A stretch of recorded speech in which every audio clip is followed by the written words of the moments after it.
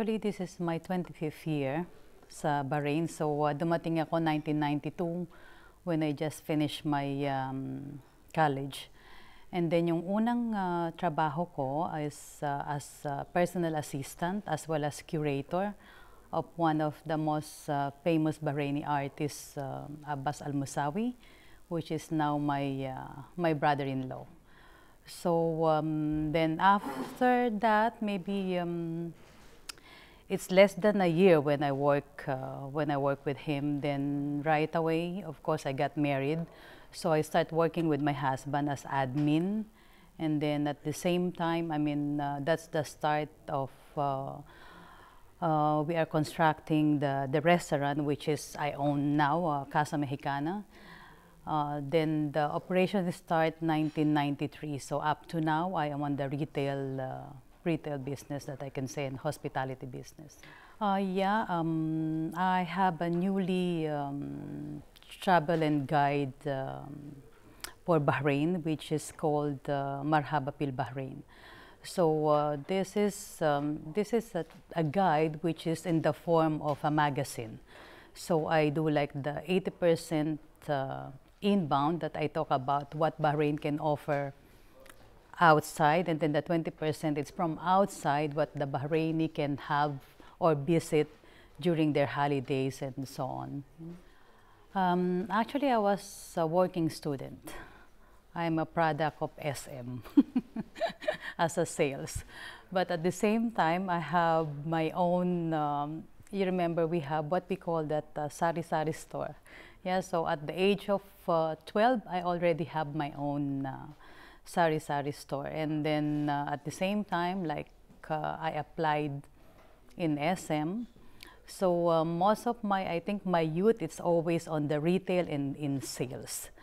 So, and after now, I'm still doing that, you know. Because you need like some time to really appreciate, especially me who was living in Bahrain for almost 25 years. So I only go to our country maybe 2 times, 3 times, yeah. So like in the beginning, it's a sort of like, let me see what he can, you know, we can do for the people or for the country. But I think there is a lot of, I can admit that he did accomplish quite a lot in a short period of time. Like, isa dyan yung war on drugs, yeah? Which is yun talaga yung sumisira sa ating mga future generations. So, at kasabayan yan, at the same time, is yung mga high-ranking official na link doon. So, they get what they deserve, being out of their service, right? And then also yung sa agriculture, na ngayon yung mga farmers na nakamtan na nila yung dapat na para sa kanila from the last, I mean, many years back. Ano pa ba? I think also in terms of tourism, I believe our tourism sector is around 10% higher than the previous years. Ano pa ba? Health. Diba? Yung health na he is there like to provide the proper, like the CT scans and everything, all the newly equipped technology that the country can have. So of course, slowly yan, no? I mean, paunti-unti. So I really appreciate that. And of course, sa mga OFW, we have this one shop thing na, what you call that? I forgot. One-stop shop center, no? So which is medyo nababawasan yung mga time na dapat na ibigay ng mga OFW sa pamilya nila. Rather, this time now, lahat nandun na and it will be easier. And pati na sa mga,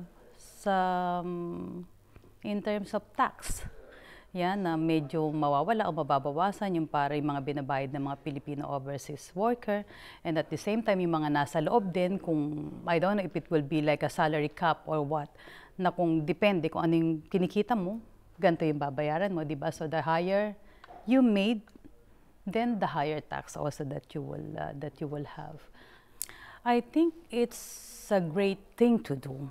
Kasi marami din naman kaming mga Pilipino na nandito sa Bahrain, so it shows that ano yung that he really cares, na gusto niyang malaman kung ano yung mga how the Filipino live in Bahrain and how's their status. And it's not only on the employer side, I think also the way we live in generally. Kasi how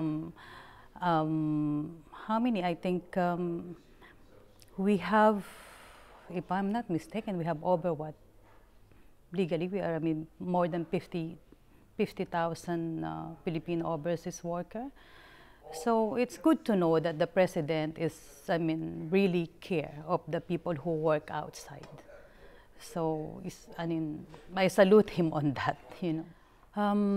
I can say the first, like the first struggle is to be far from your family, you know, kasi those time I was just turning 21. So mag-isa lang ako, no, hindi at saka noon hindi mo pa talaga alam kung ano yung madadatnan mo sa bansa. So unless na hindi ka nag-expect ng napaka, you know, grabe. So cause those time in the 90s, dadalawa lang ang mall ng Bahrain, you know, but it's always a beautiful and quiet, and you feel safe sa Bahrain.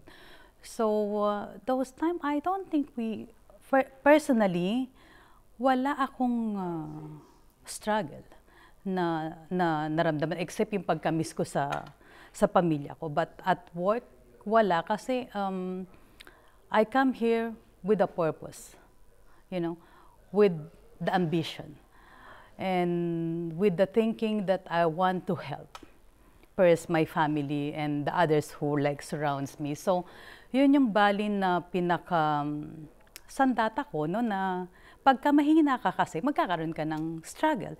But once you are strong and you know yourself, tapos meron kang ambition, di ba? Meron kang vision. Not only the vision, because some people, they have a short vision. Yeah, they don't, so like they just have this aim and then suddenly stop, disappear.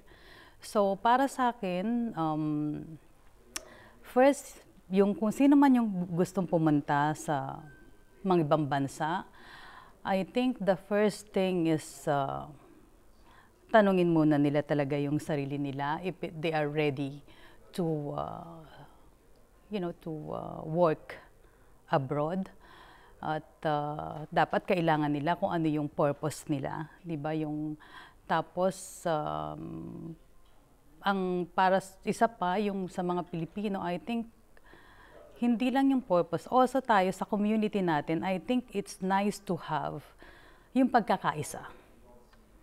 You know, no matter where you are, I mean, Filipinos will remain Filipinos, right? So sometimes we call each other like kabayan or, you know, something like that. But I think it's nice to have a real pagkakaisa or the unity. It's not only like to show that you are united, it's from within.